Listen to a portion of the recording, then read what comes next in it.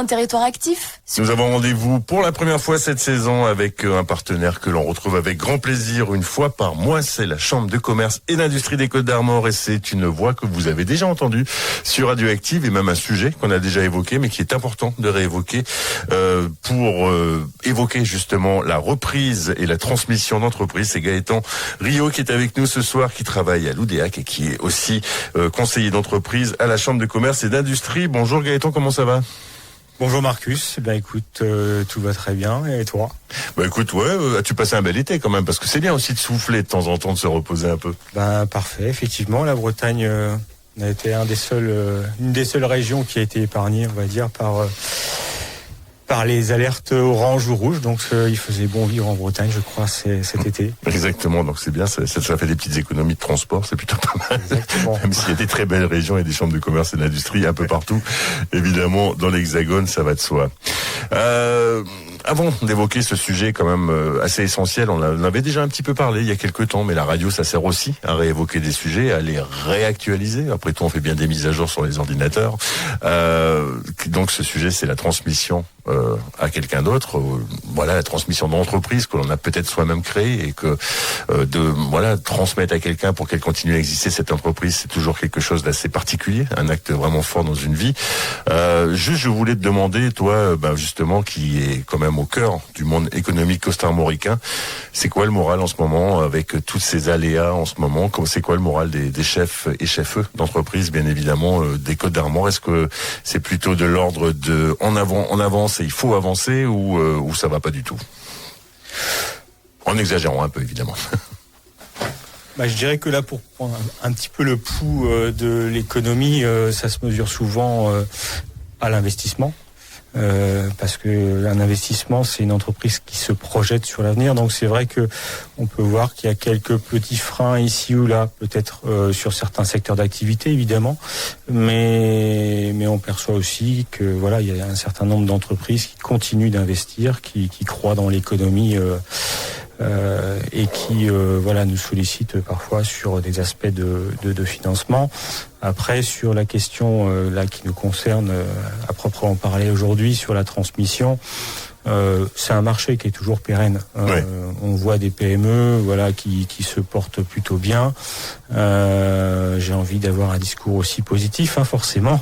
Mais les PME, moi, que je rencontre, ce sont des PME qui ont un marché plutôt porteur, avec des leviers de développement qui sont quand même relativement importants, une bonne notoriété, des clients fidèles récurrents. Il peut y avoir une logique de continuité pour un repreneur. Ça peut être sécurisant pour un repreneur que de reprendre une entreprise aujourd'hui. Alors, après, je parle là beaucoup de PME puisque c'est quand même beaucoup mon cœur de métier, on va dire. Même si on a aussi, nos clients, ce sont aussi les commerces et les cafés, hôtels, restaurants. L'approche est pas forcément la même en matière de transmission, mais pour les PME que j'accompagne, effectivement, j'en ai, alors, évidemment, pour des raisons de totale confidentialité que tu peux comprendre, je peux pas les citer, mais ce sont des entreprises qui se portent plutôt bien, avec des perspectives intéressantes pour un repreneur. Si on utilise cette expression assez courante et commune de rein solide, je pense que c'est un petit peu à ça que tu fais allusion, c'est-à-dire que ces entreprises qui vont être reprises, et ça va être le sujet d'aujourd'hui d'un territoire actif, sont des entreprises plutôt en bonne santé financière. C'est exactement ça, oui, complètement. On peut pas généraliser non plus. Moi, je préfère avoir un discours positif en ce mois de septembre. Mais tu as bien raison.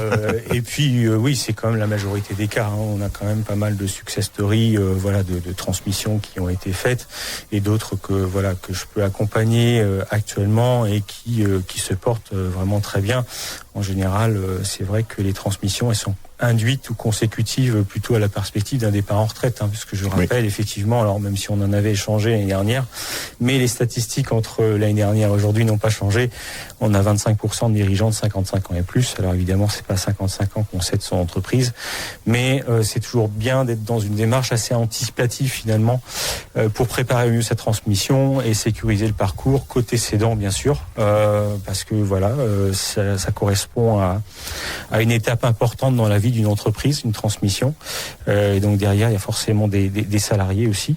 Oui. Donc il faut rassurer tout ce monde-là, des clients bien sûr, et puis ça sécurise le parcours côté cédant comme côté repreneur.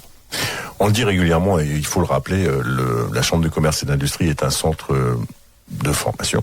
Ça aussi, mais aussi un centre de ressources, je dirais, de ressources notamment pour ce sujet qui nous concerne de la reprise d'entreprise. Et cet âge que tu as évoqué tout à l'heure, donc âge médian, des personnes qui sont, enfin des entrepreneuses et des entrepreneurs, 55 ans, c'est un âge qui est quand même assez important. On sait que les Côtes d'Armor est un territoire assez vieillissant aussi, à l'image d'ailleurs du reste de l'Hexagone. Voilà. Ça veut dire que ces personnes souvent sont celles qui ont créé leur entreprise, et ces personnes sont celles aussi qui les connaissent le mieux. Tu parlais de l'aspect affectif, tu parlais aussi de rapport forcément de ces dirigeantes et dirigeants avec leurs salariés. Ça veut dire que c'est tout ça qui est concerné lorsque une éventuelle repreneuse ou repreneur se présente. C'est tout ça qu'il faut prendre en compte, c'est tous ces paramètres-là. Ah, complètement. Tu as totalement compris le sujet. Tu pourrais presque répondre à ma place, en fait, Marcus, pour tout te dire. Mais effectivement, moi, quand je rencontre les cédants, je le vois. On n'est pas dans des logiques uniquement financières. Bien sûr qu'il y a une logique financière, on peut pas la cacher. Mais pour rencontrer les cédants, la plupart du temps, effectivement, ils ont pu soit créer l'entreprise, ou en tout cas, s'ils l'ont reprise, ils y ont passé énormément de temps. Parfois il y a une carrière derrière, donc c'est beaucoup d'investissement en énergie, et c'est ce qui fait qu'il y a un affect extrêmement important vis-à-vis de l'entreprise en tant qu'entité ou de personne morale, parce que ils sont associés au nom de l'entreprise, au nom commercial de l'entreprise. C'est leur nom à eux, ça arrive assez régulièrement. Oui, parfois peut être ça, effectivement. Ça peut être ça. Et puis par rapport à leur équipe, parce qu'il y a un affect forcément, et donc c'est pour ça que dans la qualification des profils repreneurs, on ne s'arrête pas uniquement sur des aspects financiers. Ça fait partie, il faut l'avouer, des conditions pour reprendre, mais c'est pas une condition suffisante. Et le profil du repreneur, notamment sur un plan tout simplement de l'aspect humain des choses, comment il voit la conduite du changement, on va dire, vis-à-vis des salariés, c'est une vraie question que les cédants portent à cœur, on va dire, parce qu'ils sont dans une logique de pérennité et de faire en sorte que les salariés soient pas impactés par une reprise. Effectivement, on parlait aussi beaucoup des PME, PMI qui sont vraiment le cœur économique, le poumon économique des Côtes d'Armor. Ce sont donc des entreprises qui restent des entreprises, j'ai envie de le dire, un peu, comment dirais-je, pas de manière provocatrice un tout petit peu, mais humaine par rapport à d'autres qui sont détenues par des fonds de pension, etc., etc. Ça veut dire que là, on a quand même, et c'est ça l'avantage, la vraie valeur ajoutée de la Chambre du commerce et de l'industrie, on a affaire à des humains, à des personnes qui sont là en face de vous. Ces personnes-là, alors, comment elle se fait la rencontre, Gaëtan? Comment ça se déroule?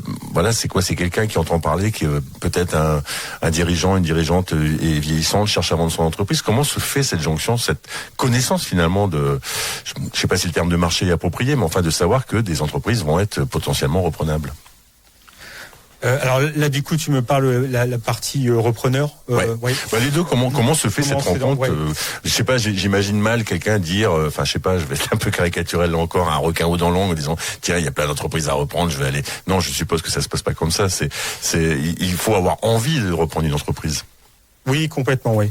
Là, pour répondre à ta question, effectivement, alors côté cédant, très souvent, on est approché directement par les cédants qui nous appellent. Alors, très souvent, c'est soit sous prescription de personnes qui ont pu être accompagnées déjà par la Chambre, donc comme quoi le bouche à oreille peut fonctionner, donc c'est toujours un plus, ou qui peuvent avoir, parce que ils ont fait appel à la Chambre pour d'autres accompagnements, parce que notre spectre d'intervention, comme tu le disais tout à l'heure, dépasse largement évidemment le spectre de la transmission. On est sur plein de sujets avec des collègues conseillers experts, chacun dans leur domaine.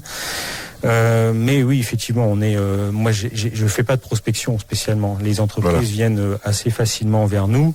Et pour répondre à ta question, côté repreneur, et c'est là qu'on a notre rôle à jouer justement, puisqu'on est dans une forme d'intermédiation finalement entre des entreprises qui vont être à transmettre et puis des repreneurs qui cherchent une entreprise à reprendre. Ouais. Et donc du coup, oui, effectivement, on a beaucoup de repreneurs qui viennent aussi spontanément vers nous sur l'appel, sur la base d'appels entrants, on va dire.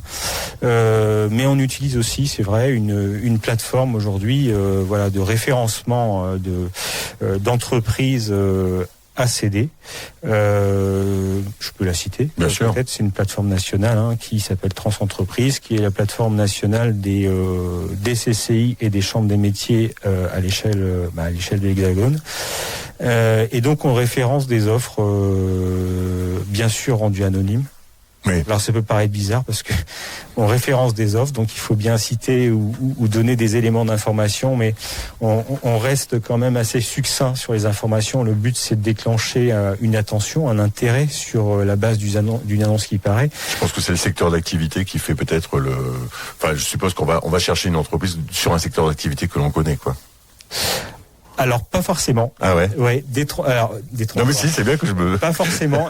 Il y a ceux effectivement. Alors je te rejoins. Il y a ceux qui cherchent un secteur d'activité bien précis.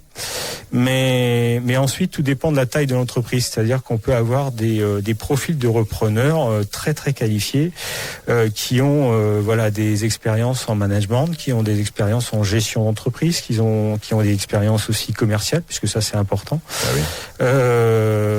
Mais qui n'ont pas forcément de connaissances vraiment techniques.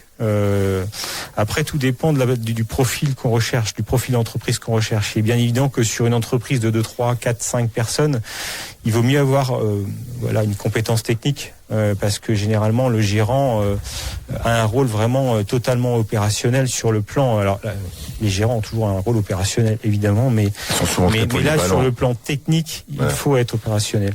Après, quand on monte en effectif, quand on a 10, 15, voire 20 personnes, on peut avoir ce type d'entreprise. J'en ai quelques-unes en portefeuille aujourd'hui. Et je dirais qu'à partir du moment où il y a une équipe de production en place, avec peut-être un responsable de production, il y a déjà une structure déjà établie, on va dire. La personne peut très bien, en fonction de ses compétences, commerciales, encore une fois, de management et puis de gestion d'entreprise, être capable de développer une entreprise. Après, c'est là qu'on voit toute l'importance aussi du passage de témoin avec le cédant. C'est-à-dire que les cédants, moi, que je rencontre, ils sont tous, et encore une fois, je reviens à l'affect, mais ils sont prêts ils sont pas là pour, entre guillemets, prendre un chèque et dire je m'en vais en retraite.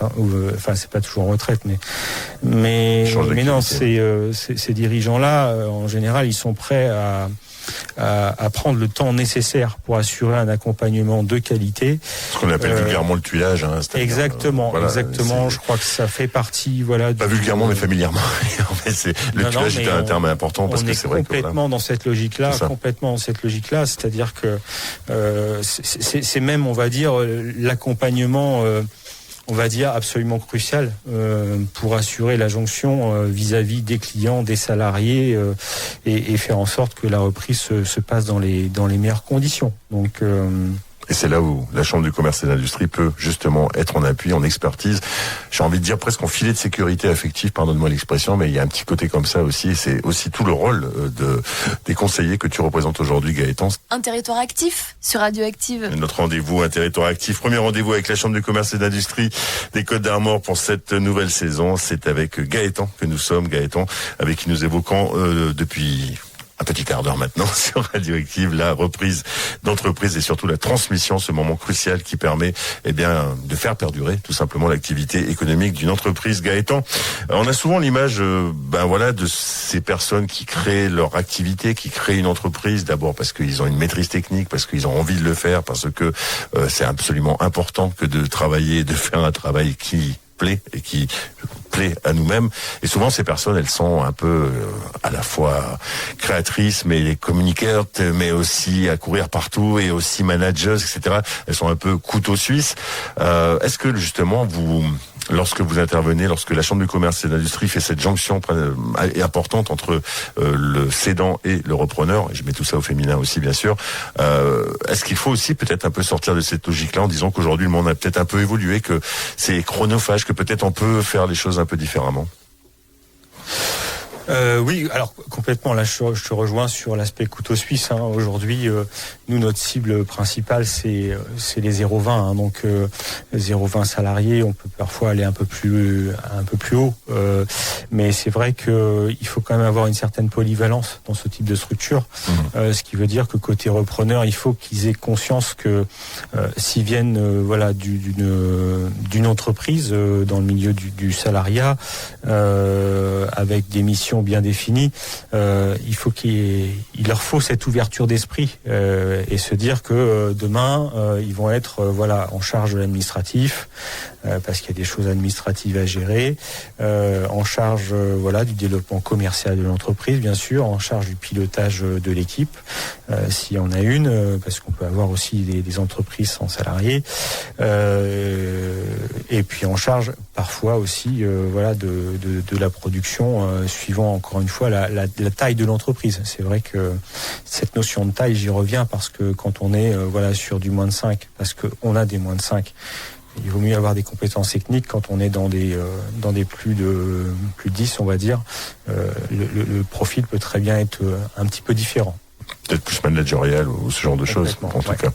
Et c'est important, donc ça veut dire que finalement, ce que tu nous dis là, Gaëtan, c'est que tu avertis, lorsque l'on reprit une entreprise, et là je m'adresse plutôt aux repreneuses et repreneurs, il faut avoir conscience finalement il faut être un peu couteau suisse finalement, c'est un peu ce que tu nous dis.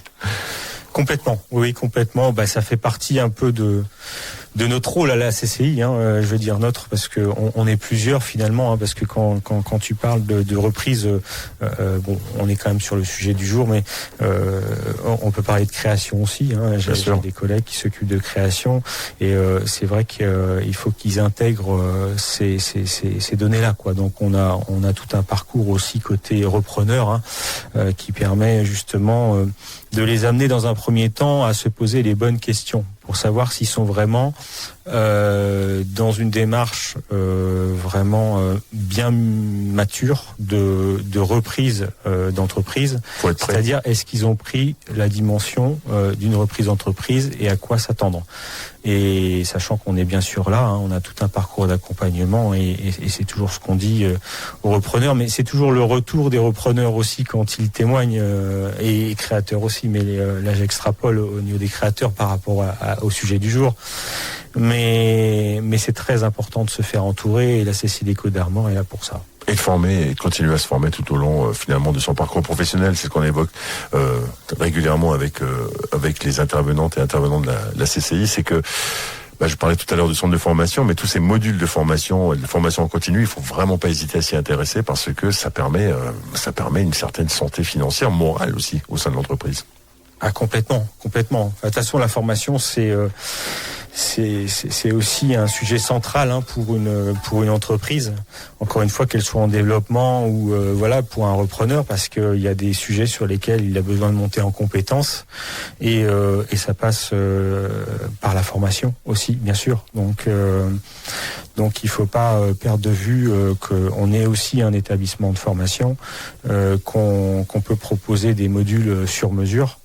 Et puis avec des accompagnements individuels et auprès de collègues qui sont spécialisés sur plusieurs thématiques diverses et variées.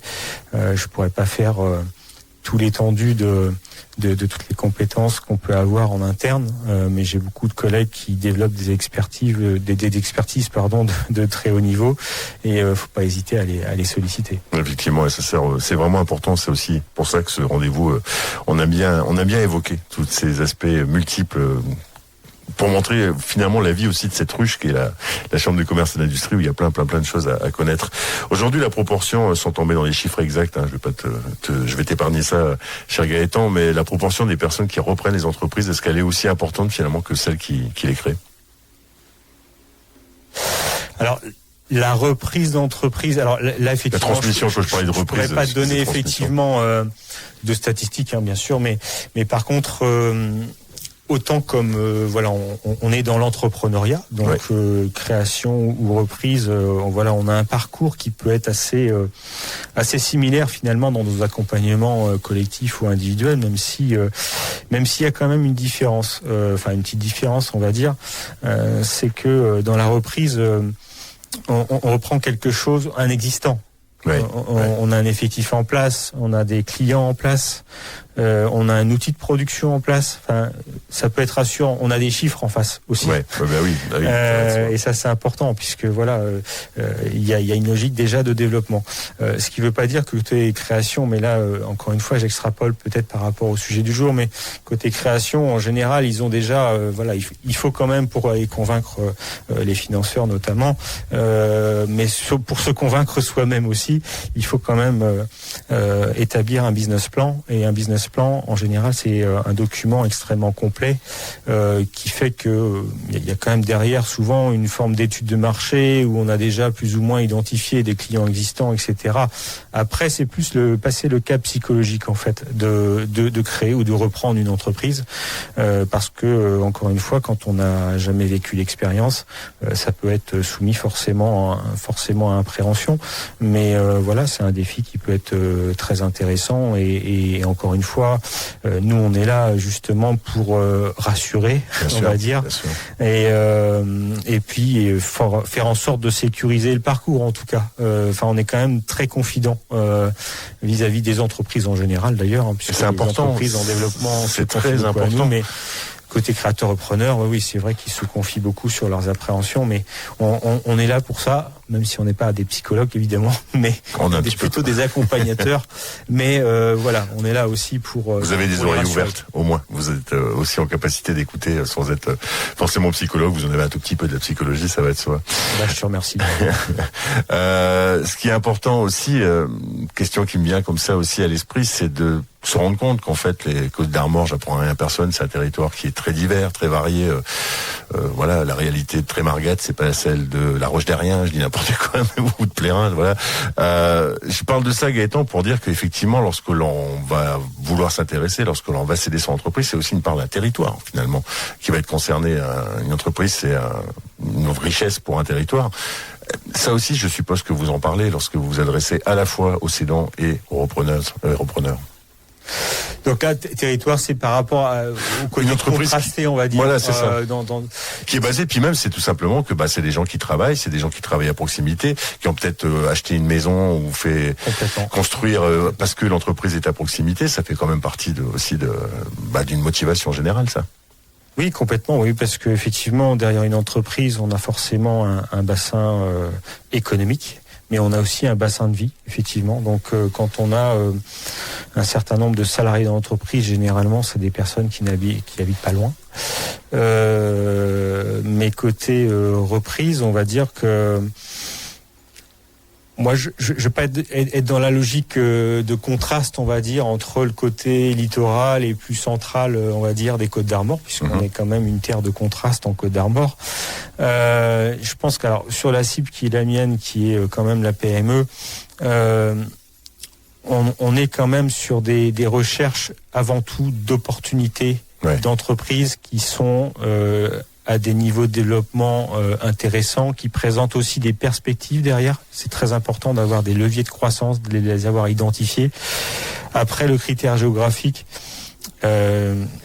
moi j'ai pu voir autant en Centre-Bretagne que sur le littoral des entreprises qui ont pu être reprises assez facilement parce que au final, les temps de déplacement d'un gérant sont pas forcément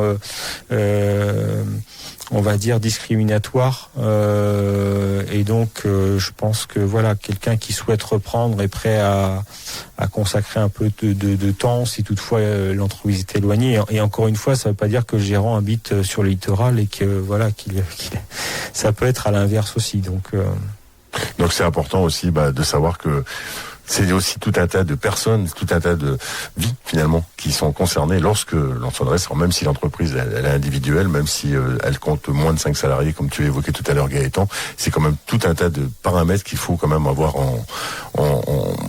mesure qu'il faut mesurer, c'est ce que je voulais dire, et c'est bien pour ça que votre expertise, elle est absolument essentielle à la Chambre du commerce et de l'industrie.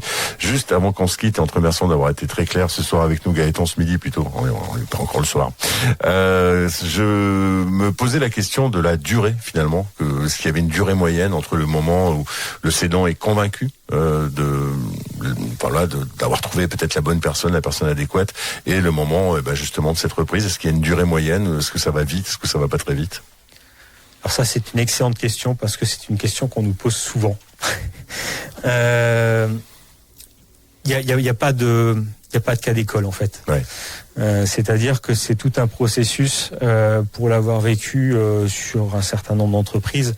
Je dirais que une entreprise une reprise qui se fait dans les délais les plus courts en général, entre, on va dire, le contact où ça match vraiment entre un cédant et un repreneur et ils sont d'accord sur un certain nombre de conditions.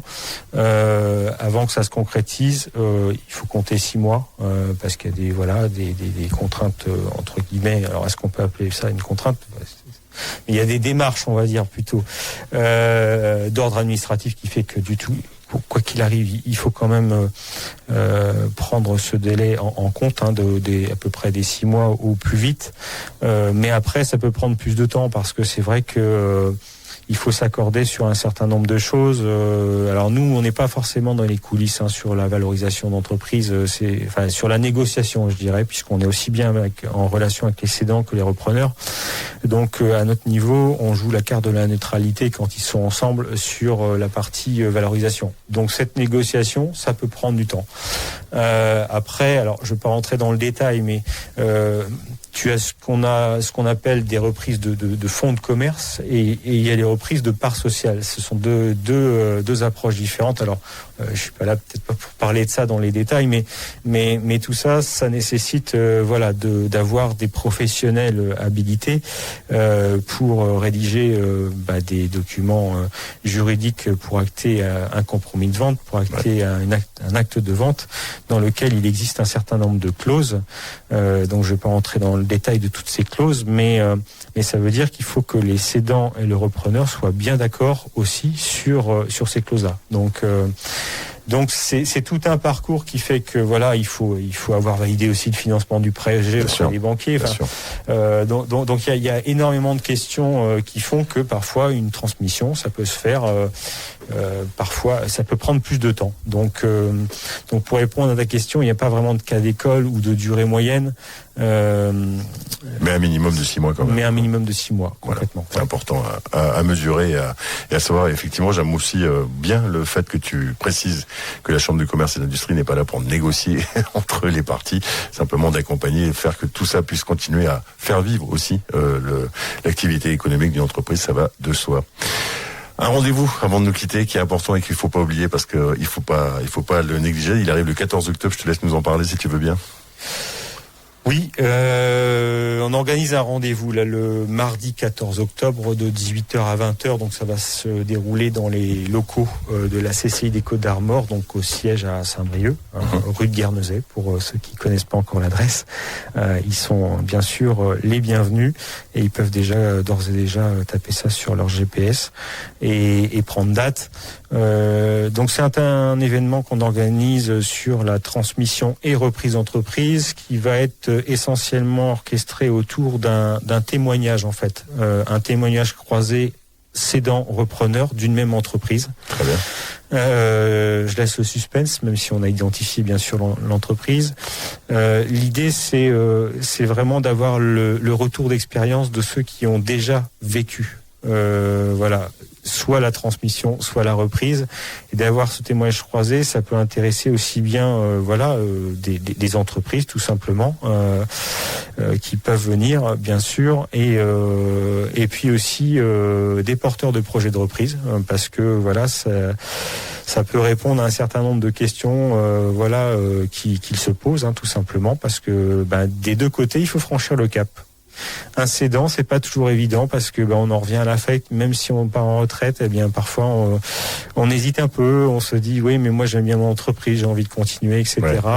Et côté repreneur, alors l'approche est un peu différente. C'est le côté effectivement passer ce cap psychologique d'une activité de salarié où voilà, il y a une fonction bien établie à l'entrepreneuriat, et cette fameuse question que tu as posée tout à l'heure qui était totalement pertinente par ailleurs, de ce fameux couteau suisse qui va falloir être en tant que dirigeant d'entreprise. Voilà. Et donc c'est bien pour ça qu'il faut vous rapprocher. En tout cas, c'est un conseil qu'on vous donne de la Chambre du commerce et de l'industrie pour être à l'aise finalement, pour que tout ça puisse se faire dans les meilleures conditions.